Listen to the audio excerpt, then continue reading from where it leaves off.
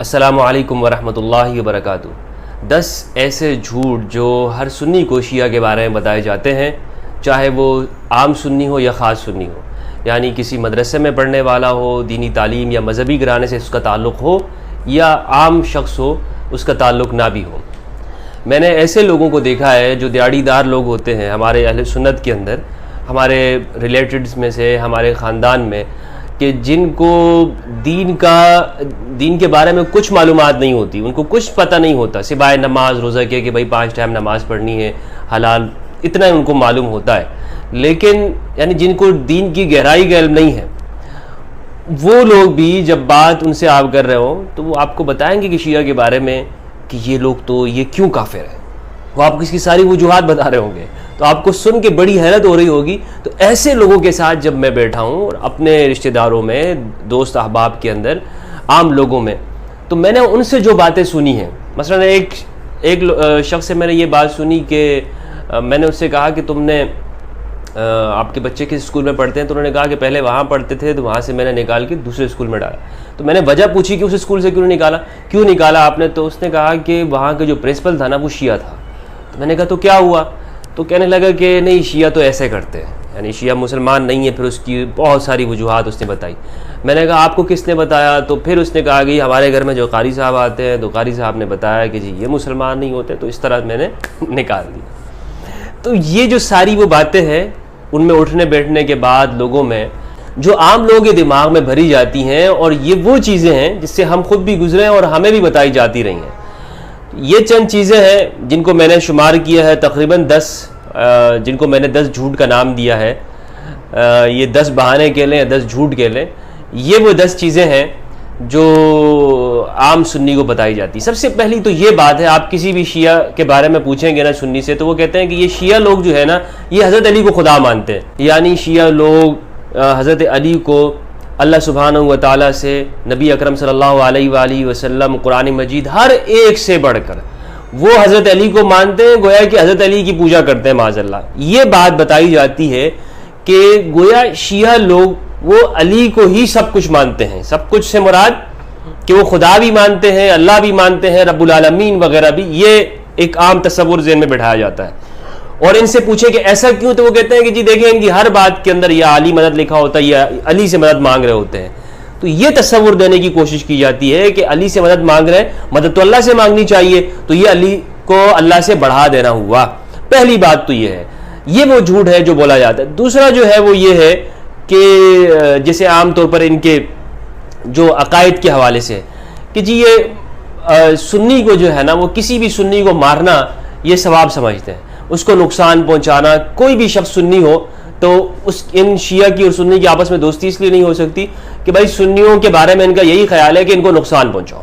یہ بھی عام طور پہ جھوٹ بولا جاتا ہے۔ تیسرے جو کہا جاتا ہے وہ یہ ہے کہ یہ لوگ شربت میں جو ہے، یہ 10 محرم کو جو شربت وغیرہ لگاتے ہیں، اس میں سبیل وغیرہ جو بناتے ہیں، اس میں یہ اونٹ، یہ جو گھوڑے وغیرہ ہوتے ہیں، ذوالجناح کا جو گھوڑے کی جو شبیہ بنائی جاتی ہے امام حسین کے گھوڑے کی، تو اس کا پیشاب جو ہے اس کے اندر ملا دیتے ہیں، اور پھر یہ لوگوں کو پلاتے ہیں تاکہ اور لوگ۔ اچھا، میں نے اس کا پوچھا بھی، میں نے جن سنی احباب نے مجھے یہ بات بتائی تھی، تو میں نے ان سے پوچھا بھی کہ آخر اگر یہ اس طرح سے کرتے ہیں تو کیوں کرتے ہیں، اس کا فائدہ کیا ہوتا ہے ان کو؟ تو کہتے ہیں جی یہ اس طرح کرتے ہیں، وہ اس گھوڑے کا جو پیے گا نا تو وہ بھی شیعہ ہو جائے گا۔ میں نے کہا یہ بڑی آسان ٹرکس ہے بھائی، یعنی صرف وہ شربت پینے سے کوئی شیعہ ہو جاتا ہے؟ تو ایک تو یہ جھوٹ یہ لوگ بولتے ہیں، پھر جب ہم نے قریب میں دیکھا تو ایسا کچھ نہیں ہے، ہم نے خود بھی پھر بنانا شروع کر دیا الحمدللہ۔ چوتھی جو بات ہے وہ یہ ہے کہ یہ لوگ گھوڑے کی پوجا کرتے ہیں، اور کچھ تصویریں ایسی دکھائی جاتی ہیں کہ جس میں لوگ ذوالجناح کی تعظیم کرتے ہیں، اور اس کا وہ فلسفہ ہے ان کے ہاں، لیکن یہ ایک جھوٹ کر کے یہ پیش کیا جاتا ہے کہ جی یہ لوگ گھوڑے کی پوجا کرتے ہیں۔ اسی طرح نمبر 5 یہ بات ہے کہ یہ لوگ صحابہ کو گالیاں دیتے ہیں۔ آپ یقین کیجئے، میں ان کے جلوسوں میں گیا، اور ابھی جو ریسنٹلی جو 10 محرم الحرام کو کراچی کے اندر عاشور کا جو پوری دنیا میں بلکہ پورے پاکستان کے اندر بڑا ایک جلوس ہوتا ہے، اس کو آپ کہہ لیں، اس کے اندر میں نے شرکت کی اس عزا کے اندر، اور میں نے اس میں تقریباً ہم 8 بجے سے آپ اندازہ لگا لیں کہ 2 بجے تک جو ٹائم بنتا ہے، 8 9 10 11 12 6 گھنٹے اس میں رہا، 5-6 گھنٹے وہاں پہ رہنے کے باوجود تپتی ہوئی دھوپ میں اور اس تپش اس کے اندر میں نے ان لوگوں کو صرف اور صرف علی کا ذکر کرتے ہوئے ان کو سنا، اور کچھ نہیں کر رہے تھے. کسی کو گالی دینا میں نے دیکھا ہی نہیں ان کو. اور انہیں معلوم کیسے، یعنی کچھ لوگ سمجھتے ہوں گے کہ بھئی میرے سامنے نہیں کر رہے ہوں گے، وہاں پہ انہیں کون روکنے والا ہے؟ اور 1-2 بندے تو ہوتے نہیں، ہزاروں بندے ہیں. تو یہ جو کہنا کہ جی صحابہ کو گالی دیتے ہیں اور یہ گالی عبادت سمجھتے ہیں، یہ بھی ایک قسم کا جھوٹ ہے. ہاں یہ بات الگ ہے کہ کچھ لوگوں کے اوپر، حضرات کے اوپر جیسے ان سے تنقید کرنا یا نہ ماننا، وہ ایک الگ چیز ہے، وہ اختلافی مسائل ہیں، اس پہ کوئی قرآن و حدیث نہیں ہے. یعنی کوئی مطلب ایسی چیز نہیں ہے کہ ہم کہیں کہ اختلاف نہیں کیا جا سکتا یا ان کے حوالے سے تنقید نہیں کی جا سکتی. لیکن گالی دینے کا جو لفظ استعمال کیا جاتا ہے ان کے حوالے سے، یہ سراسر جھوٹ ہے جو ہمارے عام سنی لوگوں کے دماغ میں بھری جاتی ہے بات. اور یہ ساری وہ چیزیں ہیں جو نفرت کا سبب ہے. اور میں یہ بات اپنے اہل سنت کی طرف سے اس لیے کر رہا ہوں کہ جو چیزیں ہمارے ساتھ گزری وہ بات مجھے کہنے کا حق ہے. یہ تو میں نہیں کر سکتا کہ جی شیعہ کیا کرتے ہیں سنیوں کے بارے میں. یہ کام ان کے لوگوں کا ہے کہ وہ بتائیں کہ بھائی ہمارے بارے میں ان کے کیا جھوٹ بولے جاتے ہیں، اگر بولے جاتے ہیں تو یہ وہ بتائیں. ہاں میں صرف وہ بتاؤں گا کہ جو میں نے سنی ہے چیز. یہ بالکل دیانتداری نہیں ہوگی کہ آپ مجھ سے یہ بھی مطالبہ کریں کہ جی یہ بھی بتاؤں کہ شیعہ ہمارے بارے میں کیا جھوٹ بولتے ہیں. بھائی بولتے ہوں گے اگر کسی نے بولا ہے، لیکن ہمارے ذہنوں میں جو تھا، یہ ہماری سوسائٹی اور معاشرے کے اندر اہل السنہ کے اندر جو کچھ کہا جاتا ہے، تو میں نے آج وہ یہ بیان کر رہا ہوں. اسی طرح یہ کہ شام غریبہ کے اندر یہ لوگ بتی بجھا کے، لائٹیں بجھا کے، مرد عورت سب مل کر جو ہے وہ سب کچھ ایسا کچھ کام بے حیائی کے کام کرتے ہیں. یہ بھی ایک جھوٹ اور من گھڑت قسم کی باتیں کی جاتی ہیں، کیونکہ آج کل تو سب کچھ جو ہے وہ لائیو چل رہا ہوتا ہے.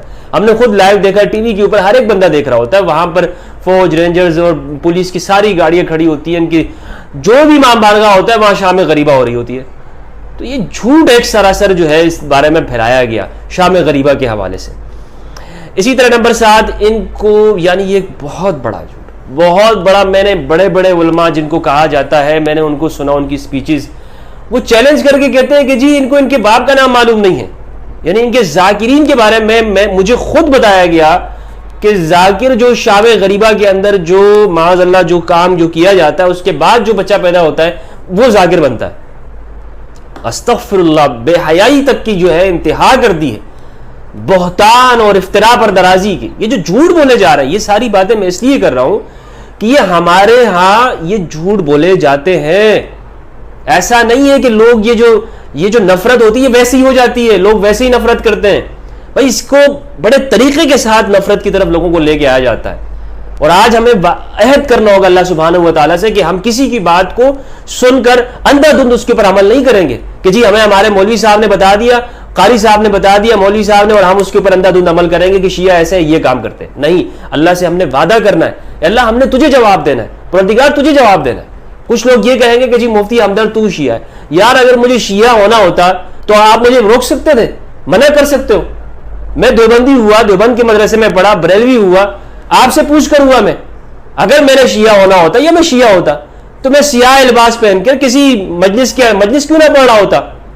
مجلس پڑھنا ویسے کوئی شیعہ ہونے کی علامت نہیں ہے، لیکن میں جا کے چھری چاقو لے کے ماتم کیوں نہ کرتا بھائی اگر میں شیعہ ہوتا. آپ روک سکتے ہیں مجھے شیعہ ہونے سے؟ اب میں آپ سے صحیح بات بتا رہا ہوں، خدا کی قسم جس دن میرا دل مطمئن ہوا میں اعلان کروں گا کہ میں شیعہ ہوں. اور شیعہ شیعہ علی کے معنی میں نہیں، جو مروج شیعہ ہے، فقہ جعفریہ جس کو کہتے ہیں، میں اعلان کر دوں گا. کیا میں آپ سے خوف کھاتا ہوں؟ اتنی باتیں کرتے ہوئے آپ سے نہیں ڈرا، میں تکفیریوں سے نہیں خوف کھایا میں نے، لیکن میں کیا اس بات سے خوف کھا جاؤں گا کہ دنیا کیا کہے گی کہ جی میں شیعہ ہوں کہ نہیں ہوں. جس دن میں نے اعلان کرنا ہوا نا، میں کہہ دوں گا کہ میں شیعہ ہوں. لیکن جب میں ہوں نہیں تو مجھے آپ کی باتوں کا فرق نہیں، اور نوٹس بھی نہیں لیتا ہوں میں آپ کی باتوں کا.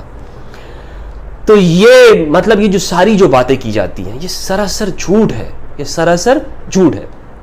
اسی طرح کہتے ہیں کہ جی یہ لوگ تقیہ کرتے ہیں. اب تقیہ جو ہے ایک اصطلاح ہے، یعنی تقیہ کرنا، ہمارے پاس ہم سنی بھی تقیہ کر رہے ہوتے ہیں، ایسا نہیں کہ ہم تقیہ نہیں کرتے، بہت سارے معاملات کے اندر ہم تقیہ کر رہے ہوتے ہیں. تقیہ ایک شرعی اصطلاح ہے، قرآن مجید کے اندر ہے، اس جگہ جگہ پر حکم ہے. یعنی حضرت عمار بن یاسر رضی اللہ تعالیٰ عنہ کو آپ صلی اللہ علیہ وآلہ وسلم نے اجازت دے دی. تفصیلی موضوع ہے انشاءاللہ، اس پہ میں نے الگ سے بھی ریکارڈ کیا ہوا ہے، بالکل تفصیلی تقیہ آپ لکھیں گے اور یوٹیوب کے اوپر میرا بیان اس کے اوپر ریکارڈ موجود ہے. لیکن یہ بات کرنا کہ جی ہر بات کے اندر تقیہ کرتے ہیں, یہ بات غلط ہے, درست یہ جھوٹ بولا جاتا ہے.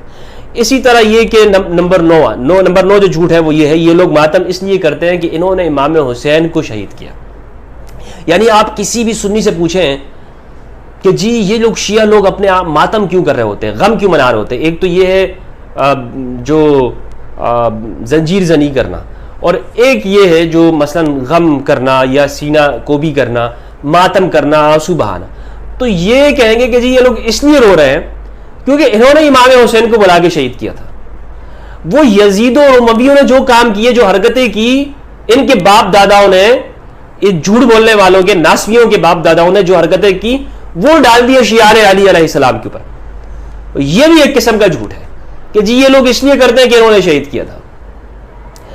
اسی طرح ایک جھوٹ جو میں نے سنا ہے وہ یہ ہے کہ ان کا جو کعبہ ہے وہ عراق کے اندر ہے. اب کعبہ جو ہے, یعنی کعبہ سے مراد, یہ تعظیم کا لفظ نہیں, کعبہ سے مراد بیت اللہ مراد لیتے ہیں. یعنی ہم یہ کہتے ہیں نا کہ جس طرح یعنی یوں مشہور کر دیا ہے کہ سنی حج بیت اللہ جا کے کرتے ہیں مسجد حرام میں, ٹھیک ہے, مکہ کے اندر, سعودی عرب کے دے وہاں جا کے کرتے ہیں, اور یہ شیعہ لوگ عراق جا کے حج کرتے ہیں.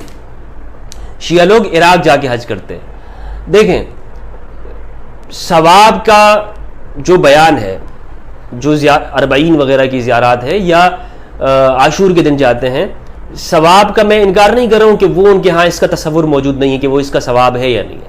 یعنی جو حج جو شرعی فریضہ ہے, جو قرآن مجید کے اندر جو بیان ہے, ٹھیک ہے, وَلِلَّهِ عَلَى النَّاسِ حِجُّ الْبَيْتِ مَنِ اسْتَطَاعَ إِلَيْهِ سَبِيلًا, یہ والا جو حج ہے یہ اس بارے میں کہا جاتا ہے کہ شیعہ لوگ یہ بھی کربلا میں کرتے ہیں.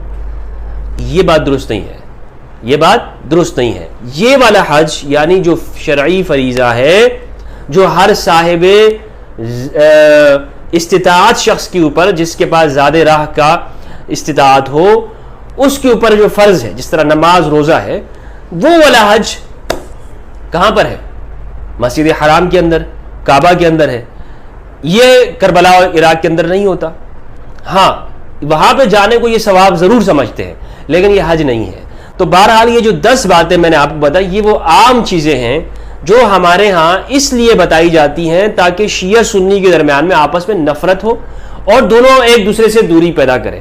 اور اس میں نفرت اور انتہا پسند واعظین نے اہم کردار ادا کیا ہے. جعلی پیروں نے, 2 نمبر وائزوں نے, اور درس نظامی فیل خطیبوں نے یہ کام کیا. جو ہمارے ہاں سب سے بڑا خطیب کون ہوتا ہے سنیوں میں؟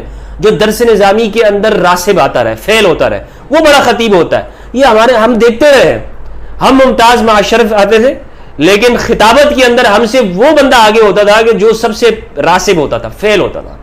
تو جو فیل خطیب ہے انہوں نے اپنے نوٹ چھاپنے کے لیے ہمارے اہل سنت کے اندر یہ کیا کہ شیعہ کے خلاف نفرت انگیز چیزیں پھیلاتی. یہ وہ 10 باتیں آج میں آپ سے یقین کے ساتھ کہتا ہوں کہ میرے سنی بھائیوں کے ساتھ کہ ہمیں ان چیزوں کے اوپر بھروسہ نہیں کرنا.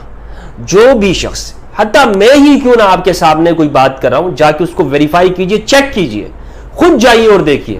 میں تو کہہ رہا ہوں اپنے سنی برادران سے, میں تو بڑے بڑے علماء سے کہہ رہا ہوں, آپ آئیے عاشور میں میرے ساتھ جائیے, میں لے کے چلتا ہوں آپ کو. شام غریبہ کے بارے میں آپ کے ذہن میں سوالات ہیں, میں آپ کو لے کے چلتا ہوں, وہاں بیٹھیں گے دونوں انشاءاللہ, دیکھیں گے, اور اگر کوئی بات ایسی نظر آئی ہم اس کو اسی طرح سے بیان کر دیں گے. لیکن اللہ کے لیے گواہی دینی ہے نا, مذہب اور فرقے کے لیے تو گواہی نہیں دیں گے ہم کہ جی جو میرا فرقہ ہے, فرقے والا کیا ناراض ہو. ہمت ہے کسی مولوی کے اندر, دیوبندی یا بریلوی کے اندر وہ آئے اور وہ چلا جائے شام غریبہ میں کہ جی ہمیں تو بتایا جاتا ہے کہ یہ لوگ شام غریبہ میں اس طرح کا کام, بے حیائی کا کام کرتے ہیں, لیکن میں خود اپنی آنکھوں سے جا کے دیکھ لوں آیا اس طرح ہے بھی یا نہیں. ہمت ہے کسی میں کرے اس طرح کے, ہمت کر کے وہ آئے. اور خدا کے لیے گواہی دینا بہت مشکل ہے. جھوٹ بولنا تو آسان ہوتا ہے لیکن خدا کے لیے, اللہ اور اس کے رسول کے لیے گواہی دینا کہ انسان اپنی آنکھوں سے جو چیز دیکھے اس کو بیان کرے. میری گزارش ہے کہ ہم صحیح بات بیان کریں, درست بات بیان کریں, ورنہ رسالت مآب صلی اللہ علیہ وآلہ وسلم کا فرمان ہے کفا بالمرء کذبا ان یحدث بکل ما سمع. رسول اللہ صلی اللہ علیہ وآلہ وسلم نے ارشاد فرمایا آدمی کے جھوٹا ہونے کے لیے اتنی بات کافی ہے کہ وہ ہر سنی سنائی بات کو آگے پہنچا دے. والسلام علیکم ورحمۃ اللہ وبرکاتہ.